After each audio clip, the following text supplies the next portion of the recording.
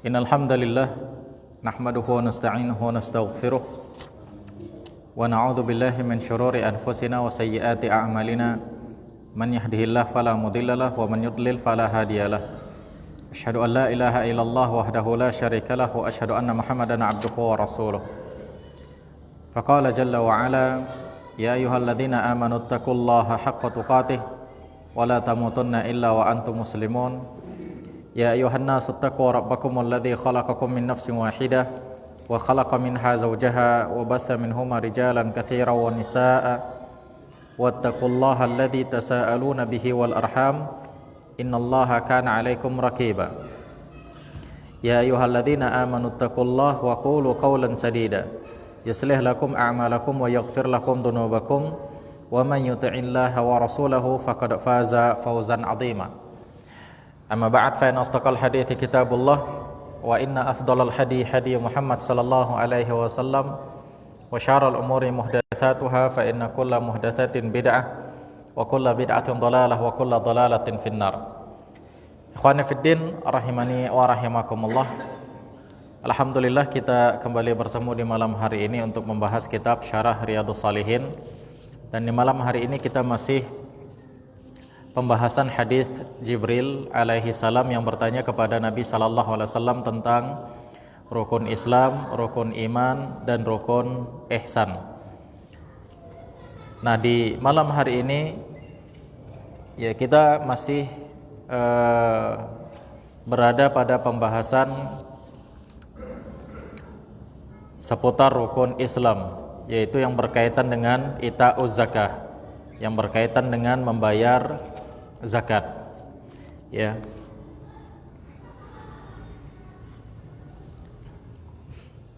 Dan dalam pembahasan pembayaran zakat ini juga ya, kita masih berada dalam pembahasan orang-orang yang berhak untuk mendapatkan harta zakat. Ya, orang-orang yang berhak untuk mendapatkan harta zakat. Ada 8 asnaf atau ada 8 jenis orang yang berhak untuk mendapatkan harta zakat, yaitu yang pertama adalah orang-orang yang fakir, yang kedua adalah orang-orang yang miskin, kemudian yang ketiga amil zakat, yang keempat adalah orang-orang yang hatinya dijinakkan, maksudnya orang yang baru masuk Islam atau orang yang punya besar kemungkinan besar dia akan masuk ke dalam Islam. Ya, demikian juga budak yang dibebaskan dan orang-orang yang berhutang.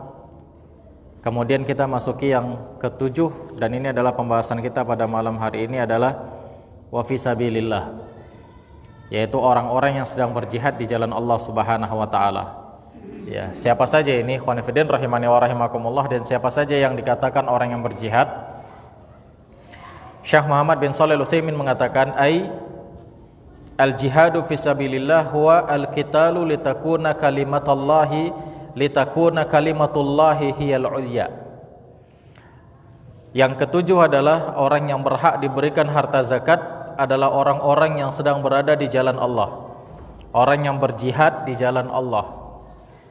Beliau katakan yang dimaksud dengan jihad di sini bukan hanya sekedar perang, tapi yang dimaksud dengan jihad itu adalah al-qitalu litakuna kalimatullahi hiyal ulya. Jihad di sini adalah peperangan dengan tujuan meninggikan kalimat Allah. Peperangan dengan tujuan untuk menegakkan Islam. Peperangan dengan tujuan untuk menegakkan kalimat tauhid. Itulah dia jihad fisabilillah. Selain itu bukan jihad fisabilillah. Ada orang yang perang hanya gara-gara mencaplok tanah orang lain. Ya, perangnya itu tujuannya hanya untuk menguasai sebuah wilayah. Maka ini bukan jihad fisabilillah. Ada yang perang itu tujuannya fanatik kenegaraan, maka ini bukan jihad fisabilillah. Ya. Ada tujuannya perang itu untuk memperlihatkan kepada orang lain bahwasanya mereka adalah orang-orang yang punya kekuasaan, orang yang pemberani, maka ini bukan jihad fisabilillah. Ya, sebagaimana yang dikatakan oleh Nabi sallallahu alaihi wasallam di dalam hadis ketika beliau ditanya tentang seorang laki-laki yuqatilu syaja'ah wa yuqatilu hamiyah wa yuqatilu liyura makanahu. Nabi ditanya tentang seorang laki-laki yang dia berperang. Pertama, perangnya tujuannya untuk menampakkan keberanian, biar dia dibilang sebagai pahlawan. Ya, tatkala perang tersebut menang, biar dia dikatakan sebagai pahlawan. Niatnya, tujuannya untuk perang hanya untuk mencari label, hanya untuk mencari slogan, mencari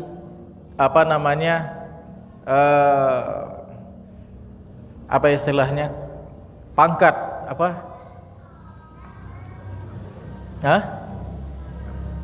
Iya, jabatan, ya bisa kita katakan jabatan lah, penghargaan. Perangnya tujuannya hanya untuk mendapatkan penghargaan.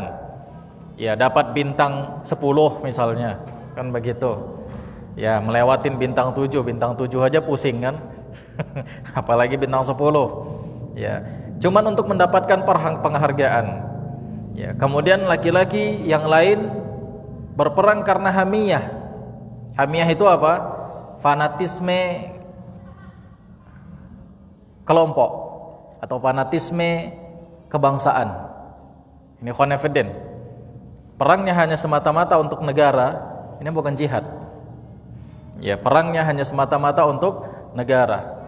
Makanya kita dilarang untuk fanatikan negara. Kita dilarang untuk fanatik kebangsaan. Ya. Ini khonefiden rahimani wa rahimakumullah. Makanya dalam Islam, ya kita katakan dalam Islam itu tidak ada istilahnya, enggak usah jauh-jauh lah, enggak usah tinggi-tinggi. Ya, takutnya nanti ada yang mengkritik kan begitu. Enggak ada istilahnya medan harga mati, itu enggak ada. Medan harga mati itu enggak ada. Khonefiden rahimani wa rahimakumullah. Ya, antum kiaskanlah ke negaranya. Khonefiden. Itu enggak ada. Karena kita dilarang. Ya, ini fanatik namanya, fanatik kebangsaan, fanatik kenegaraan. Coba antum bayangkan, Nabi SAW saja marah ketika suku Ansor fanatik dengan sukunya, dan orang Muhajirin fanatik dengan suku Muhajirinnya. Nabi marah ketika suku Ansor bersinggungan dengan Muhajirin, kemudian dia bilang sama kawan-kawannya, wahai orang-orang Ansor, bantu aku dari orang Muhajirin ini. Muhajirin juga mengatakan sama sahabat-sahabat yang lain, wahai orang Muhajirin, bantu aku dari orang Ansor ini. Nabi marah, Nabi mengatakan kepada mereka, kenapa kalian mengatakan kalimat-kalimat seperti ini sedangkan aku masih berada di antara kalian? Tinggalkan seruan ini, kata Nabi SAW. Tinggalkan seruan ini. Artinya ini bentuk kefanatikan. Padahal ikhwanafidin, kita tahu sahabat Nabi SAW adalah generasi yang paling mulia setelah Nabi SAW, ya, setelah para Nabi, ya, generasi yang paling mulia. Setelah itu baru tabi'in, setelah itu baru tabi'ut tabi'in. Nabi SAW mengatakan apa? Nabi mengatakan khairuz zamani qarni thumma alladhina yalunahum thumma alladhina yalunahum. Sebaik-baik zaman itu adalah zamanku, kemudian setelah itu, kemudian setelah itu. Artinya sahabat ini adalah generasi yang paling mulia. Tapi Nabi SAW marah kepada mereka tatkala mereka fanatik dengan sukunya, suku Muhajirin, suku Ansor. Ya. Sekarang saya mau tanya sama antum, mana yang paling bagus? Suku Muhajirin atau suku Padang? Mana yang paling bagus? Suku Muhajirin atau suku Padang? Muhajirin. Mana yang paling terbaik? Suku Ansor atau orang Ansor atau orang Medan? Orang Ansor. Mana yang paling terbaik? Orang Ansor dan orang Muhajirin, sahabat atau warga negara Indonesia? Warga negara Indonesia. Nabi SAW marah dengan mereka ketika mereka fanatik kesukuan.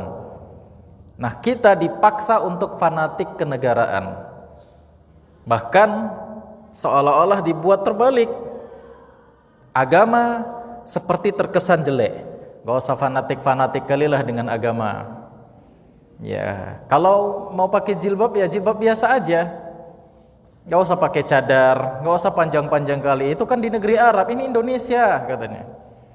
Kalau mau pakai cadar, mau jilbab panjang-panjang ke Arab aja. Ini Indonesia. Dikesankan seolah-olah yang agama ini jelek. Ya. Fanatik keagamaan terkesan jelek. Tapi kita dipaksa untuk fanatik kenegaraan. Sampailah muncul istilah itu kan. Ya. Ini ikhwan fillah rahimani wa rahimakumullah. Ya. NKRI harga mati katanya. Insyaallah ikhwan fillah. Kita dipaksa ini untuk fanatik kenegaraan. Bukan kita enggak cinta dengan negara Indonesia, kita cinta dengan negara Indonesia. Kenapa kita cinta dengan negara Indonesia? Karena negara ini negara yang banyak kaum musliminnya. Negara ini negara yang diatur syariat Islamnya. Haji diatur, salat diatur, kemudian puasa diatur. Ya, syariat kita diatur oleh pemerintah, maka kita cinta dengan negara ini. Kita cinta dengan negara ini dan kita cinta dengan masyarakatnya. Ini ikhwan fillah rahimani wa rahimakumullah. Andai bukan seperti ini, maka kita enggak akan cinta dengan negara tersebut. Misalnya Amerika. Apakah kaum muslimin di sana diharuskan mencintai negaranya? Misalnya warga negara Amerika, dia muslim. Apakah mereka harus mencintai negaranya? Enggak, negaranya kafir.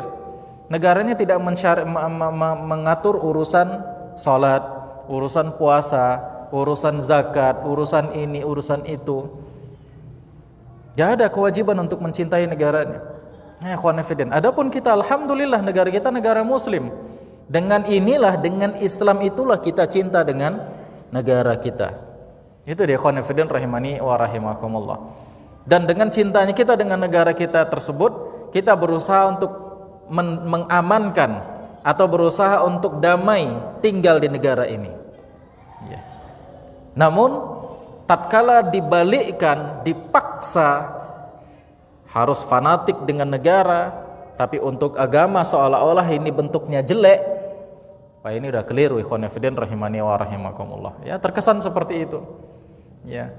Enggak usah pakai jilbab panjang-panjang. Ya, pakai jilbab ala Nusantara Indonesia. Ya, jangan fanatik kali dengan agama. Tinggal aja kalau di Arab, kalau seandainya harus pakai cadar. Kembalikan anak-anak sekolah seperti dulu. Ya, pakaiannya biasa-biasa aja.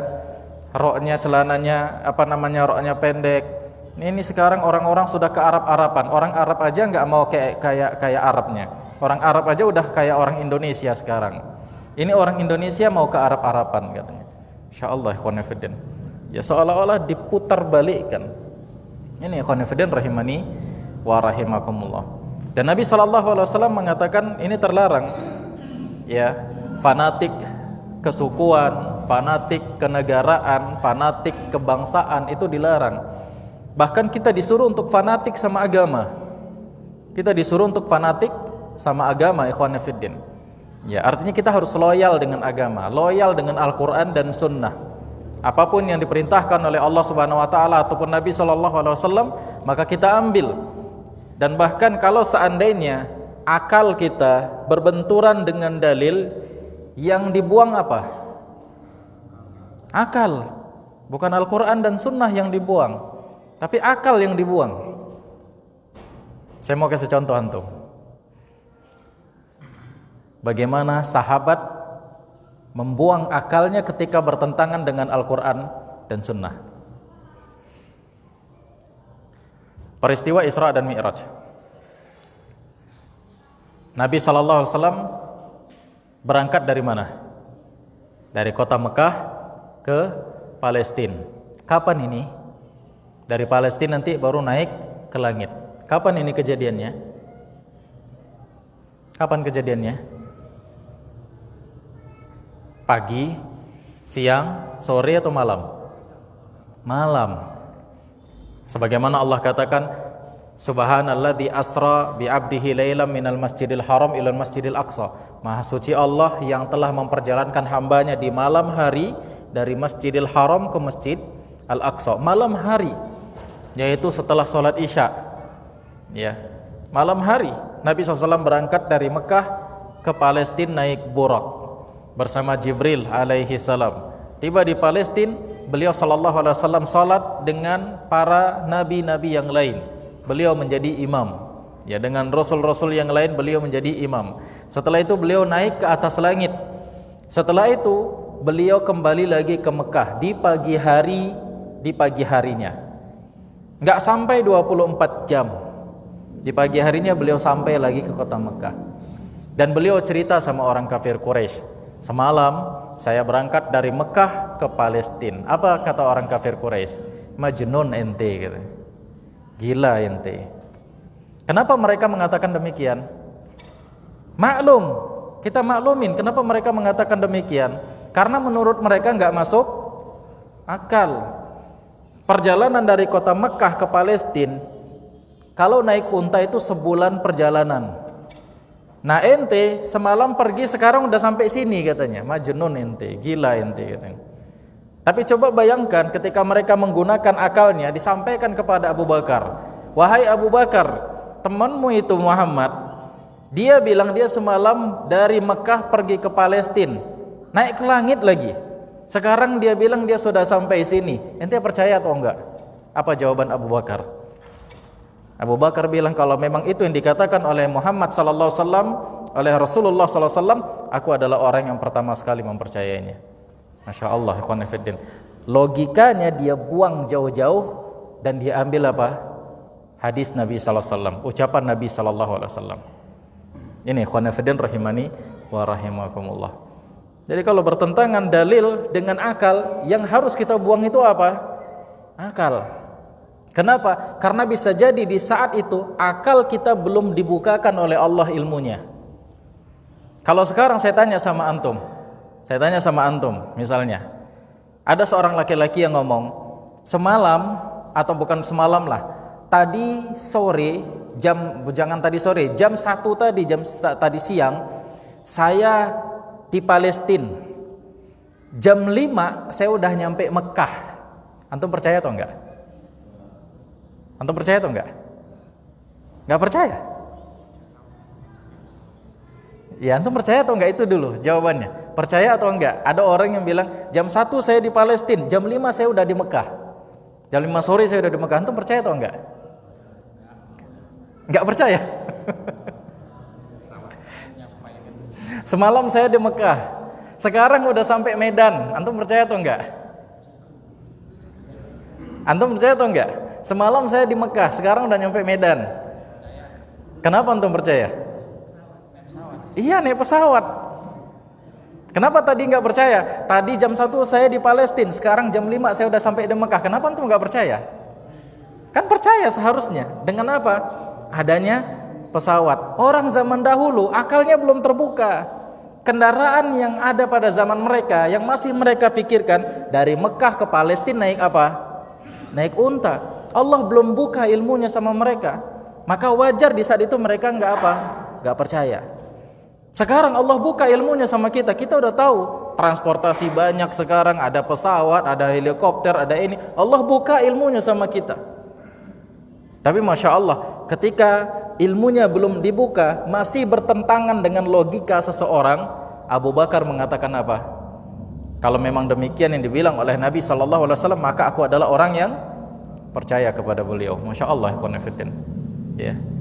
Artinya beliau buang logika beliau buang akal beliau di saat itu di mana bertentangan dengan dalil. Maka demikian juga ikhwan fillah.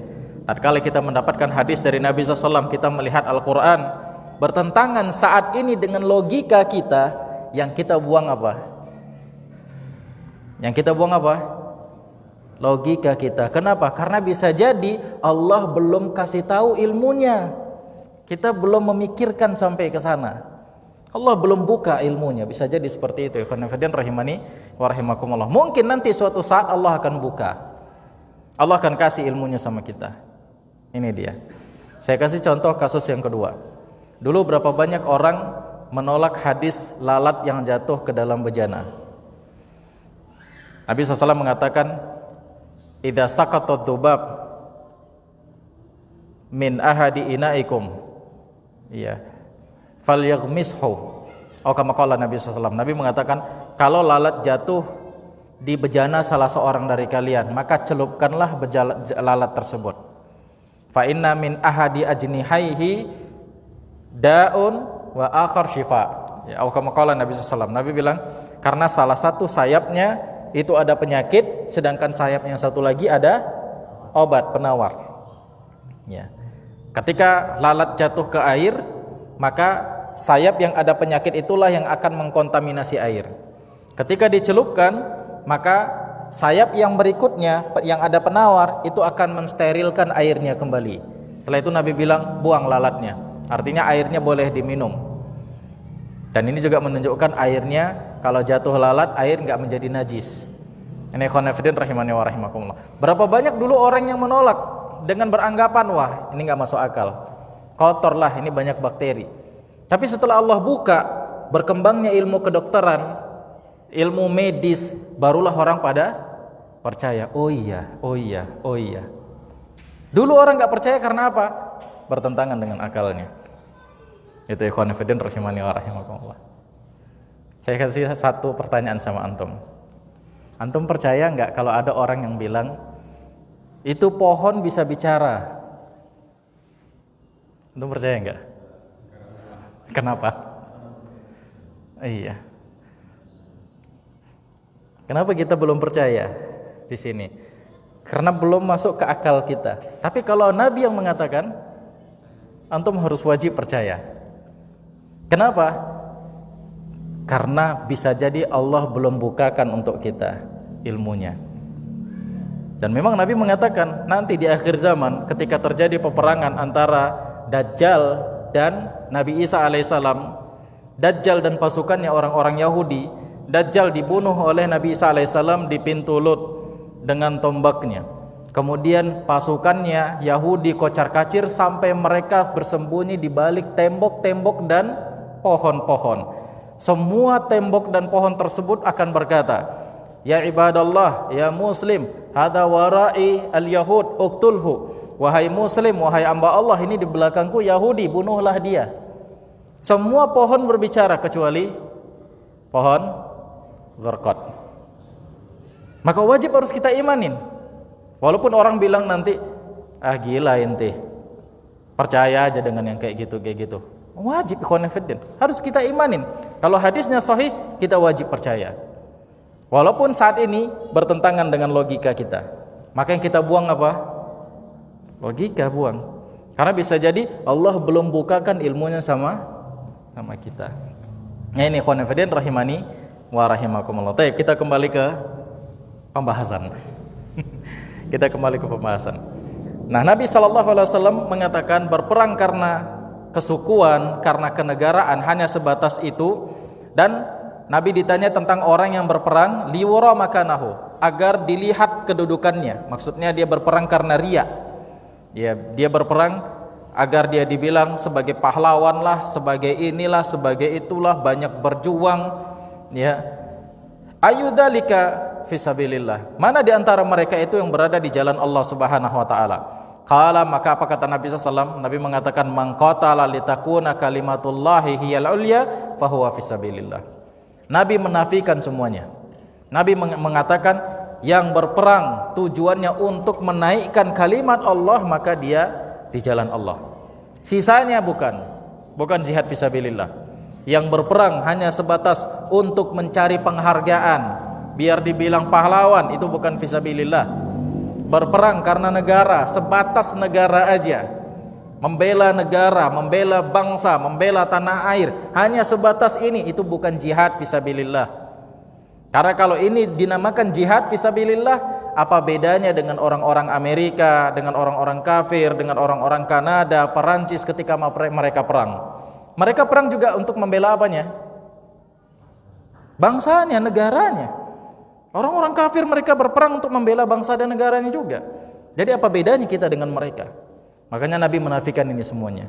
Nabi mengatakan yang berperang untuk meninggikan kalimat Allah itulah jihad fisabilillah. Nah, Syekh Muhammad bin Shalih Al-Utsaimin di dalam kitab yang lain beliau mengatakan, tatkala negara antum negara muslim, kemudian antum berperang di jalan Allah Subhanahu wa taala, di samping untuk menegakkan kalimat Allah, juga untuk membela negara karena negara antum negara muslim, ini juga termasuk jihad fisabilillah. Ya, karena membela negara karena negara antum negara muslim. Ya, tujuannya membela negara tersebut karena negara kita adalah negara muslim. Maka ini juga termasuk jihad fisabilillah. Ya, ini ikhwan fillah rahimani wa rahimakumullah. Ya, makanya perang itu enggak sembarang perang, ada fikihnya, ada fikih jihad namanya. Ya, enggak asal perang. Nih, ikhwan fillah rahimani wa rahimakumullah. Baik, kita lanjutkan. Tanbih kata beliau. Hadhihi kalimah jami'ah mani'ah wa qad taqaddama al-kalamu ala dzalik. Tanbih kata beliau, peringatan. Yajuzu qatlul muslim adz-dzalim fil harbi wa in kana musliman. Ya. Boleh membunuh ya seseorang muslim ketika di dalam peperangan, itu boleh membunuh muslim yang lain ketika dia zalim. Ya, kalau dia zalim kata beliau. Fa idza qala qail wa in kana mukrihan, bagaimana kalau dia dipaksa? Ya, maksudnya gini, khonefiden rahimani wa rahimakumullah, tatkala sebuah negara, ini negara muslim, ada dua negara muslim, ya ini negara muslim, kemudian negara ini ingin mencaplok negara ini, artinya menzalimi negara ini, kemudian terjadilah peperangan. Maka dalam kondisi seperti ini, yang ini boleh membunuh muslim yang ini, artinya dia membela dirinya, membela negaranya, ya membela keselamatannya, ya membela keamanan dirinya. Dia boleh, khonefidin rahimani wa rahimakumullah. Ya, sama seperti kita dibegal oleh orang lain. Orang tersebut muslim, kita muslim. Kemudian untuk difa, untuk membela diri kita, maka kita pun akhirnya perang berantem sama dia. Kemudian kita tahu dia muslim, kita berantem, daripada kita yang mati mending dia yang mati. Maka bagaimana yang seperti ini dibolehkan. Berdasarkan apa? Hadis dari Nabi SAW tatkala Nabi nanya sama sahabatnya. Ya, ketika Nabi mengatakan bagaimana kalau seandainya ada orang yang ingin mengambil hartamu. Dia mengatakan, ya Rasulullah, aku tidak akan memberikannya. Ya, aku tidak akan memberikannya. Bagaimana kalau dia mau membunuhmu? Ya, kemudian Nabi SAW mengatakan, mau enggak aku kasih tahu jawabannya? Orang itu mengatakan, iya ya Rasulullah, apa itu? Kalau dia mau membunuhmu, dia mau menyerangmu untuk mengambil hartamu, maka lawan dia. Kata Nabi SAW, lawan dia. Kemudian sahabat ini nanya, bagaimana ya Rasulullah kalau seandainya aku tewas? Nabi bilang, engkau syahid. Bagaimana kalau dia yang tewas ya Rasulullah? Maka Nabi mengatakan, dia di neraka.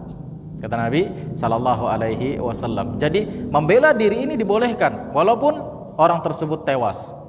Ya, sebagaimana kita dibegal sama orang, kita tahu dia muslim. Ya, kita membela diri kita, kemudian dia tewas, dia mati walaupun dia muslim, kan begitu. Maka kita tidak mendapatkan dosa.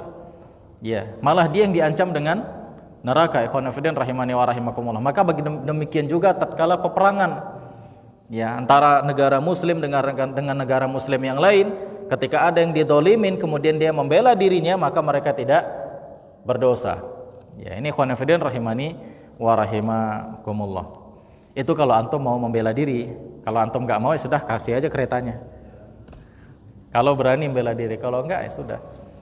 Ya, ini ikhwan fillah, kan banyak ada orang yang dibegal lah daripada nyawa yang melayang, mending kereta yang melayang.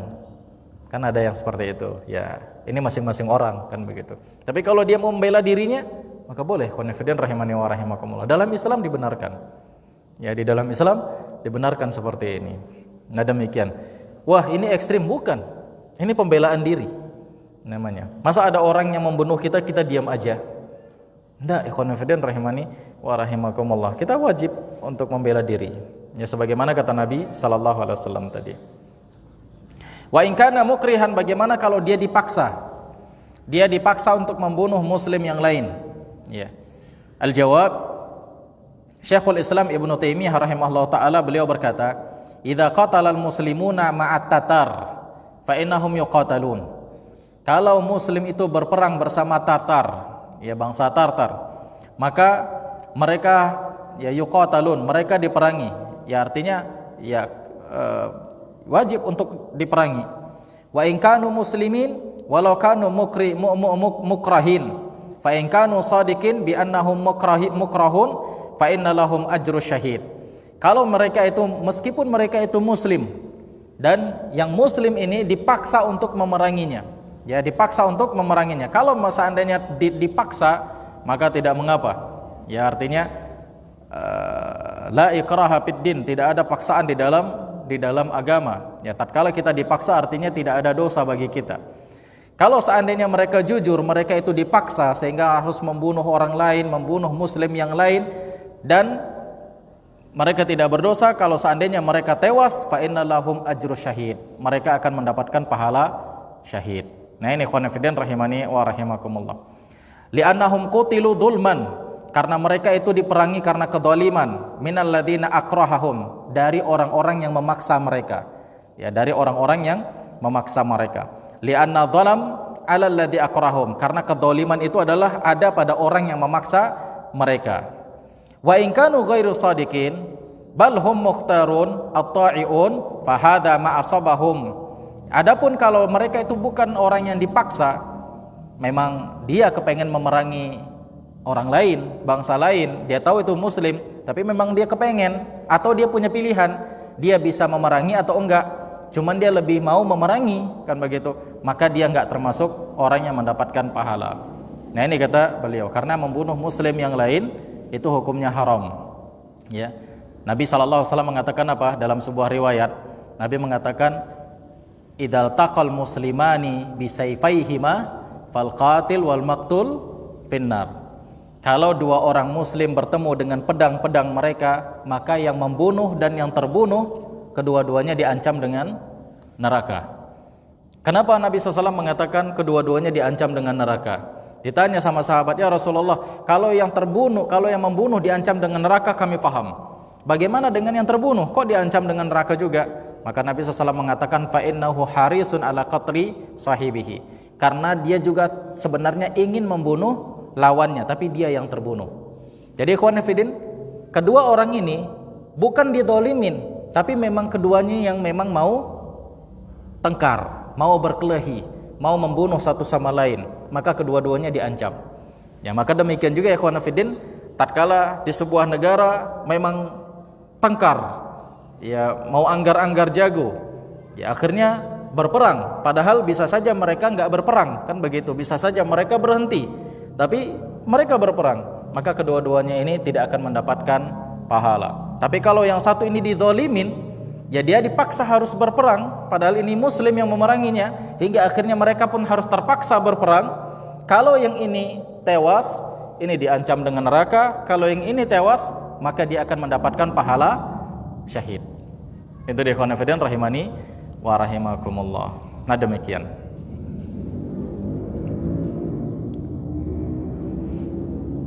Wa qad qala rahimahullahu ta'ala fi ta'lili dzalik, innahu la ya'lamul mukrih min ghairil mukrah, ya li'anna dzalika mahalluhu al-qalb.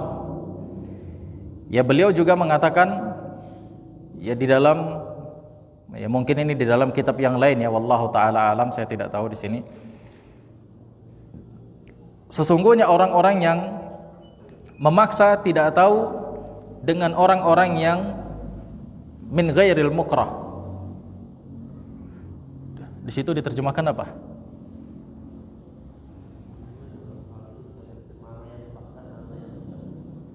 Yang tidak tahu diketahui mana yang dipaksa dan mana yang memaksa gitu. Ya, baik. Li'anna dzalika mahalluhu al-qalb. Ya. Ya beliau juga mengatakan sesungguhnya tidak diketahui mana yang memaksa atau mana yang dipaksa dan mana yang tidak dipaksa. Li'anna dzalika mahalluhu al-qalb. Karena tempatnya di hati. Masalah pilihan itu kan di hati. Kan begitu kata beliau. Mungkin maksudnya gini, khonifidin rahimani wa rahimakumullah. Kita kan nggak tahu ketika perang tersebut apakah dia dipaksa atau enggak. Kita kan nggak tahu, karena masalah paksaan ini kan hati orang yang faham. Ya, hati orang yang faham. Fal ikhtiyar wal karahah mahalluha al qalb.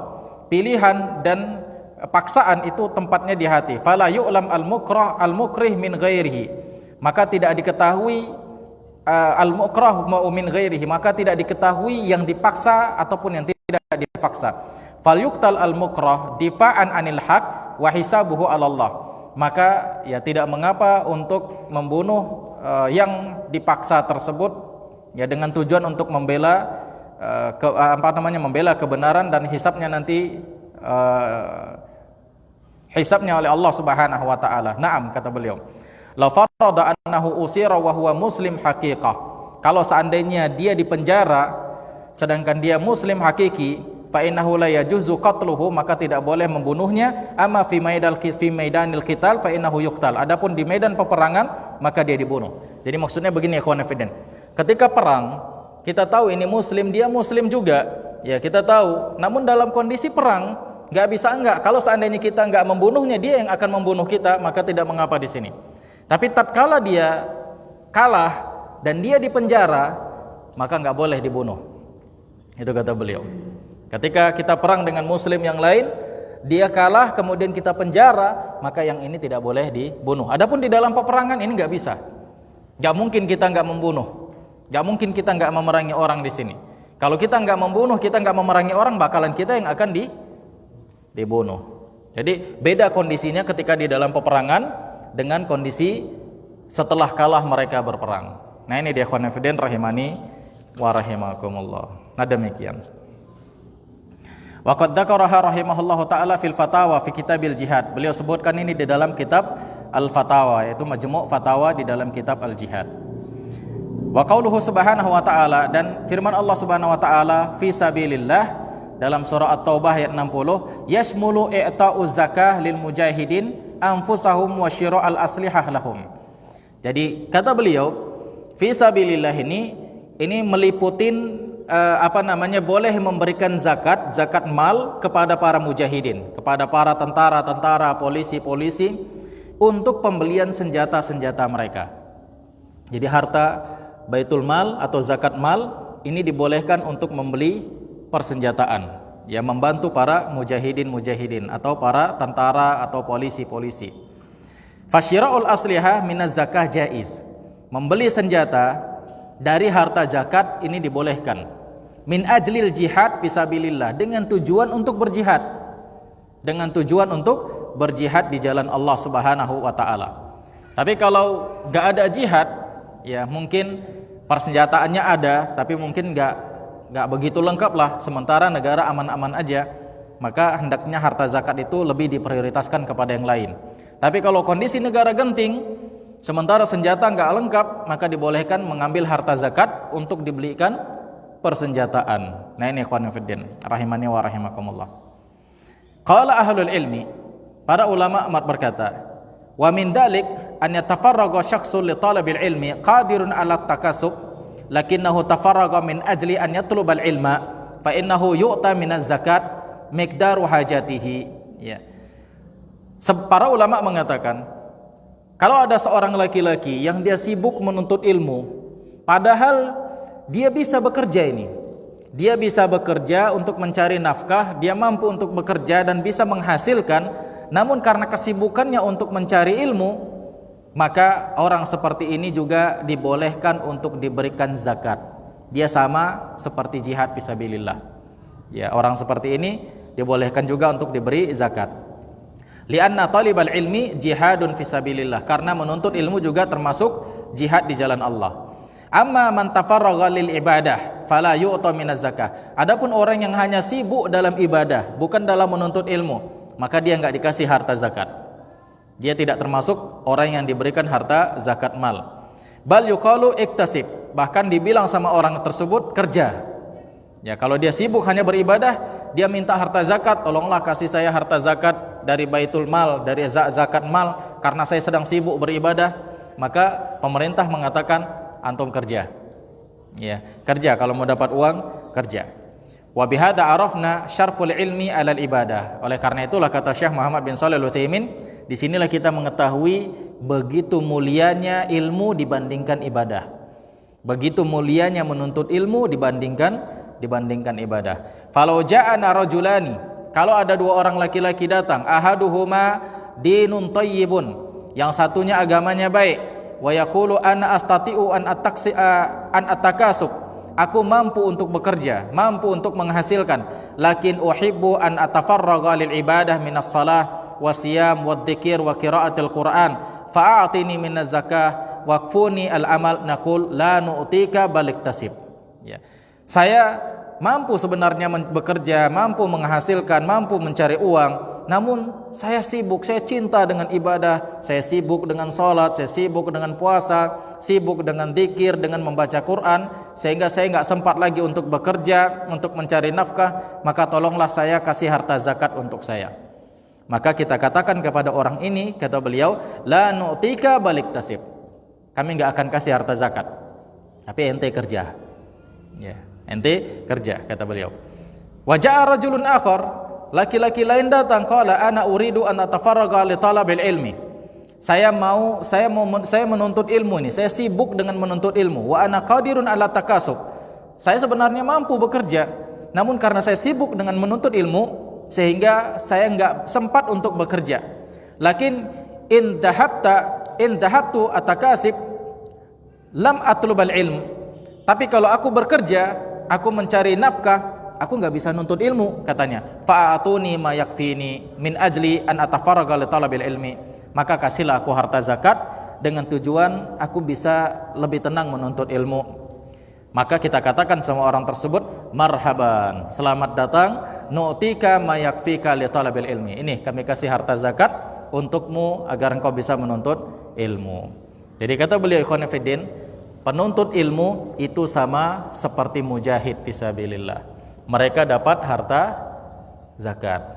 Ya, karena kesibukan mereka dalam menuntut ilmu tidak membuat mereka sempat mencari penghidupan, mencari harta, sehingga mereka diberikan harta zakat. Nah ini ikhwan fillah rahimani wa rahimakumullah. Adapun selain mereka maka tidak termasuk jihad fisabilillah. Ya, selain mereka tidak termasuk jihad fisabilillah. Nah demikian ikhwan fillah rahimani wa rahimakumullah.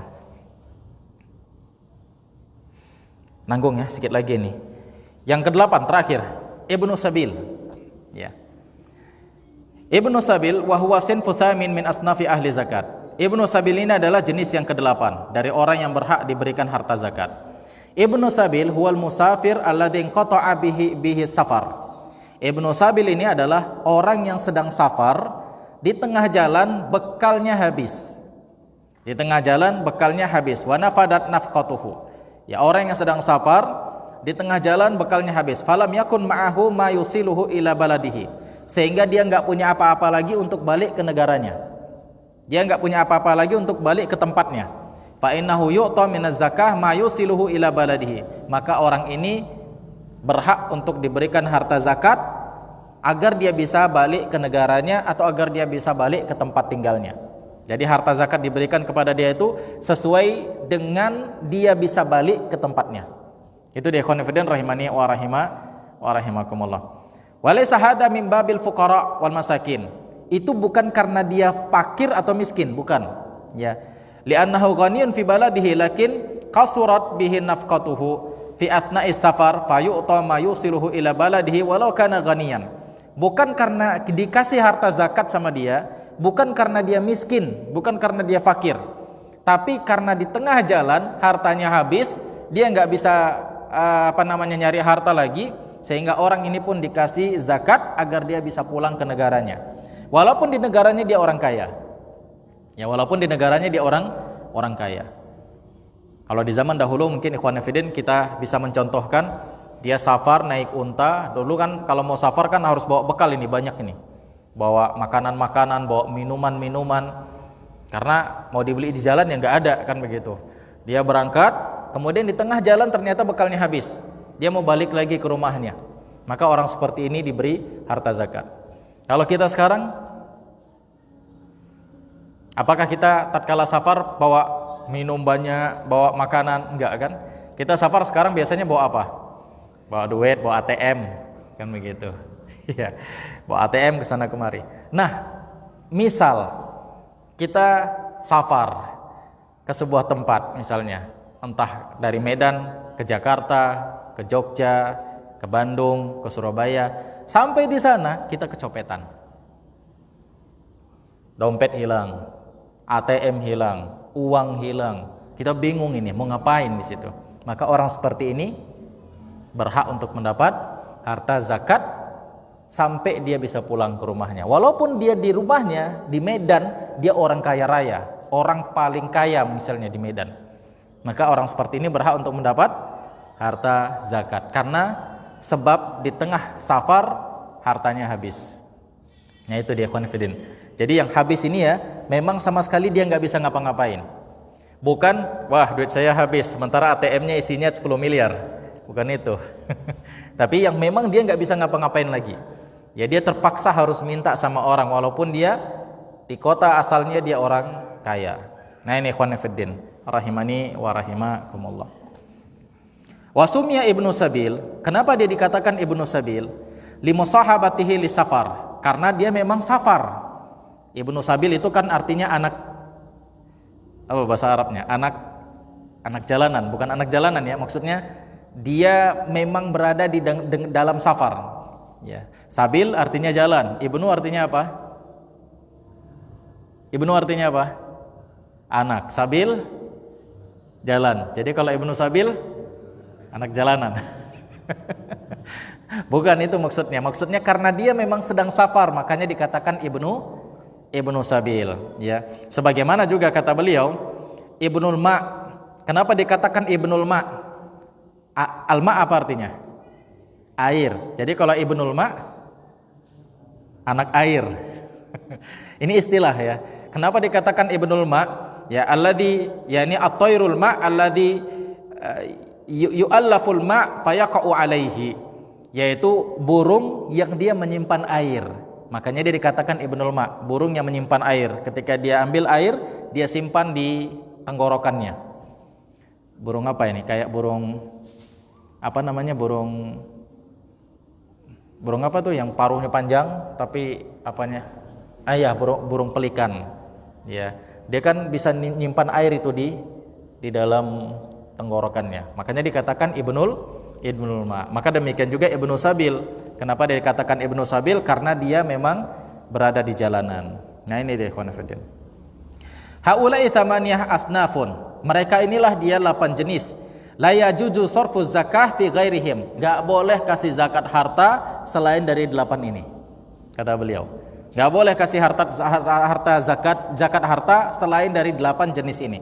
Fala yajuzu an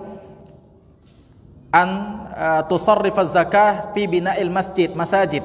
Enggak boleh harta zakat itu digunakan untuk bangun masjid. Ya, harta zakat mal itu enggak boleh digunakan untuk bangun masjid. Wala fi islahi turuq. Enggak boleh juga untuk memperbaiki jalan. Wala fi bina'il madaris. Enggak boleh juga untuk sekolah, untuk madrasah, untuk pondok pesantren. Wala ghairiha, maksudnya bangunannya ya, bangunan fisik. Ya, kalau tolibnya boleh, yaitu sama seperti jihad fisabilillah. Wala ghairiha minat turuqil khair, dan tidak boleh pula yang lainnya. Ya, tidak boleh pula yang lainnya dari harta-harta zakat itu yang diberikan, yang digunakan untuk kebaikan, misalnya jalan-jalan kebaikan, enggak boleh kata beliau. Lianna Allah dzakara hadhil asnab bi sighatin mahsurah, karena Allah sebutkan 8 jenis ini dengan batasan, ya, dengan batasan, yaitu Allah katakan innamas shadaqat. Allah katakan dengan kalimat innama sadaqat. Wa innama tufidul hasar.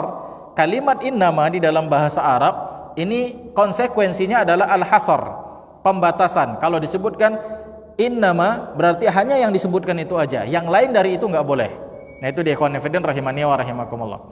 Wa huwa itsbatul hukmi fil madhkur, yaitu menetapkan hukum pada apa yang disebutkan saja.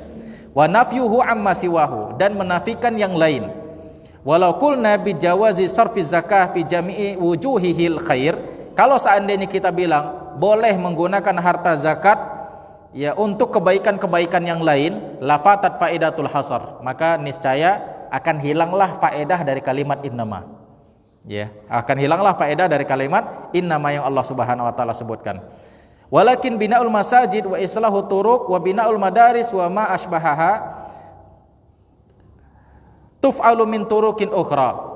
Ya, min turukil birri was sadaqat wa tabarruat.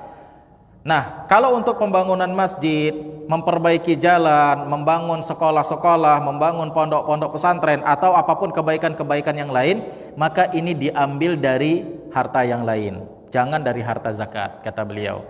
Contohnya misalnya dari sedekah, dari donasi-donasi dan yang lainnya. Nah, ini ikhwan fillah rahimani wa rahimakumullah. Jadi harta zakat diberikan hanya kepada 8 jenis ini. Gak boleh diberikan kepada selain mereka, walaupun digunakan untuk bangun masjid.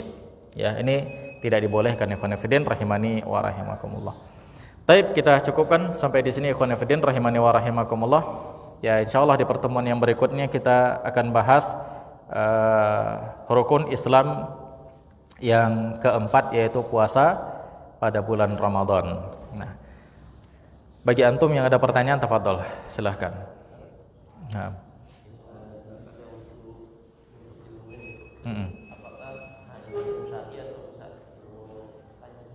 Wallahu taala alam, yang dimaksud di sini adalah ilmu syar'i.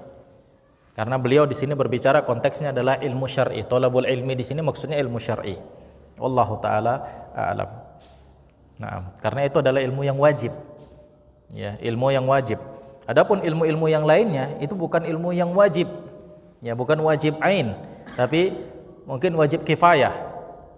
Antum nggak berdosa kalau antum nggak tahu ilmu geografi. Antum nggak berdosa kalau antum nggak tahu ilmu bahasa Inggris. Antum nggak berdosa kalau antum nggak tahu 1 tambah 1 sama dengan 2. Dosa nggak kalau kita nggak tahu 1 tambah 1 sama dengan 2? Dosa nggak? Nggak dosa. Iya. Tapi tatkala kita nggak tahu bagaimana sholat yang benar, tatkala kita nggak tahu bagaimana mentauhidkan Allah Subhanahu wa taala, sementara ilmu tersebut berada di sekitar kita dan kita nggak mau tahu, berdosa nggak kita di sini? Berdosa. Jadi wallahu taala alam, ya konteksnya di sini adalah ilmu syar'i. Nah, demikian, wallahu alam.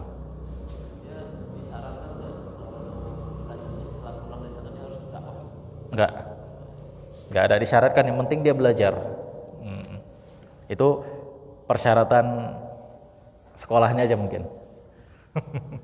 Demikian, wallahu taala alam. Naam. Awan, bentar. Tapi dia diwajibkan untuk berdakwah. Bentar ya. Tapi dia diwajibkan untuk berdakwah. Iya. Setelah dia berhasil, dia pulang, dia dakwah. Mau di mana aja, mau di tempat tinggal dia atau di tempat dia nanti berada, dia wajib untuk apa? Dakwah. Karena kita semua diwajibkan untuk dakwah. Demikian. Sesuai dengan kapasitas kita masing-masing. Naam, afwan. Fadhal.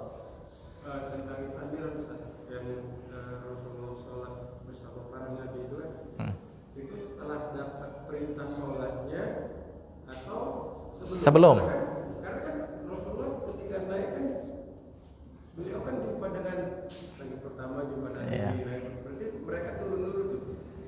Wallah alam, yang jelas ya pasti turun.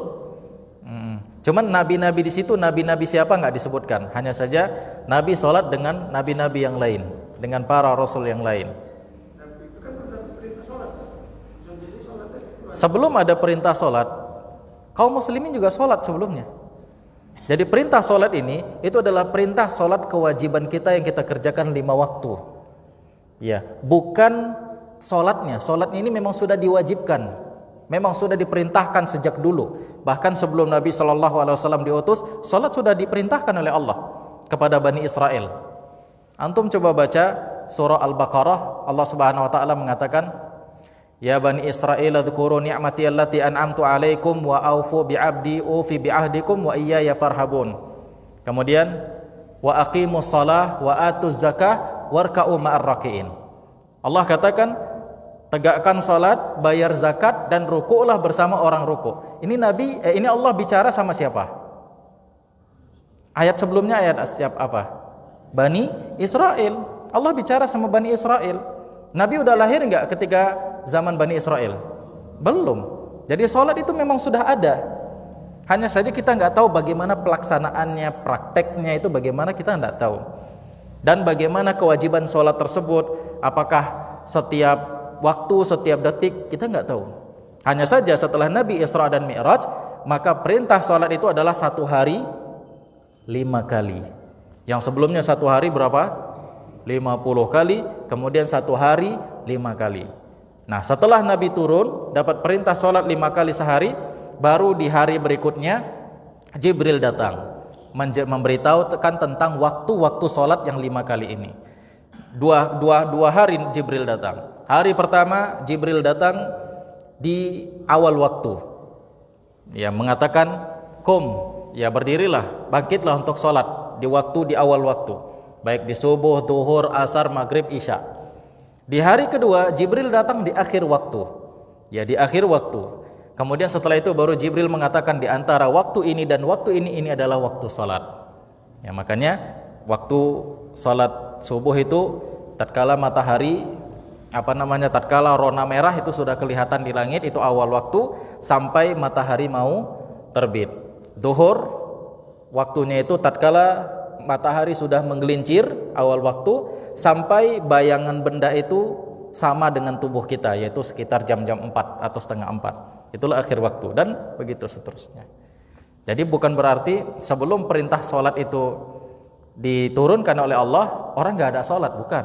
Mereka sholat, ya, mereka sholat. Dan Nabi SAW ketika berdakwah di Mekah, beliau sholat, ya, beliau sholat menghadap ke arah Ka'bah, kemudian beliau melaksanakan sholat. Tapi Nabi SAW sebelum diperintahkan untuk menghadap ke arah Ka'bah, dulu sholatnya mereka menghadap kemana?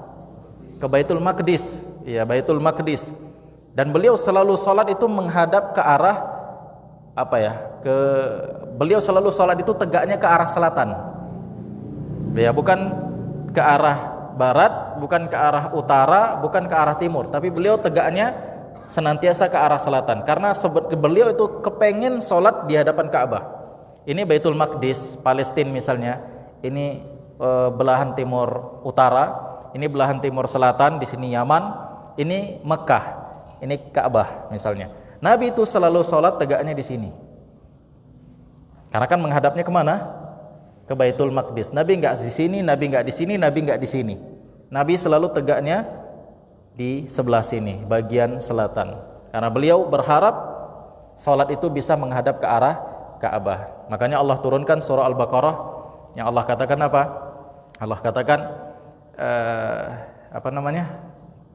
apa awal surahnya? Yang sebelumnya falan walliyannaka qiblatan tardoha fawalli wajhaka syatral masjidil haram, maka akan kami palingkan wajahmu kepada yang engkau sukai, dan palingkanlah wajahmu ke arah masjidil haram. Ya, kalimat sebelumnya apa? Yang kalimat taqalluba wajhaka fis sama, ya, kami lihat hatimu berbolak-balik ke atas langit, ya, kepengen sholat menghadap ke arah Masjidil Haram, maka akan kami palingkan engkau ke kiblat yang engkau sukai, maka palingkanlah wajahmu ke arah Masjidil Haram. Maka barulah di situ sholatnya menghadap kemana? Ke Ka'bah. Nah, itu dia. Wallahu ta'ala alam. Jadi sholat itu sudah ada sebelumnya. Demikian. Baik. Betul, siapa lagi yang lain? Cukup? Tapi ya, kita cukupkan aja, sudah 9:10. Mudah-mudahan bermanfaat. Aku qouli hadza wa astaghfirullah li wa lakum wa lisairil muslimin innahu huwal ghafurur rahim. Subhanakallahumma bihamdik asyhadu an la ilaha illa anta astaghfiruka wa atubu ilaik. Assalamualaikum warahmatullahi wabarakatuh.